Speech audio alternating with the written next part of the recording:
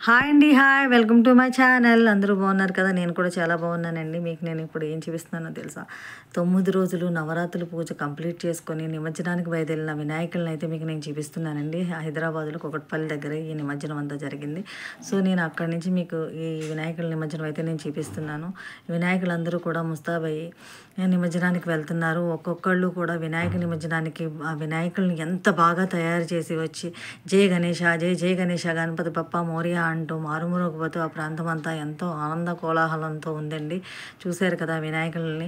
2 కళ్ళు సరిపోవట్లేదు కదా వినాయకుల్ని చూడడానికి. మనకి ఇలా ఒక్కసారి అందరి వినాయకుల్ని చూసే అవకాశం ఈ నిమజ్జనం టైంలోనే ఉంటుందండి. చూసి మీరు కూడా ఆనందించి ఆ వినాయకుడి ఆశీస్సులు మన అందరి మీద కూడా ఉండాలని నేను కోరుకుంటున్నానండి. సో, మీరు కూడా జై గణేష, జై గణేష, జై గణేష అనండి. వీలైతే కామెంట్ రూపంలో కూడా పెట్టండి. అలాగే మీకు చూశారు కదా వినాయకుడిని ఎంత బాగా ముస్తాబు తీసుకెళ్తున్నారో. సో, అలాగే ఈ వీడియో మీకు నచ్చినట్లయితే లైక్ చేయండి, షేర్ చేయండి, సపోర్ట్ చేయండి ఛానల్‌కి.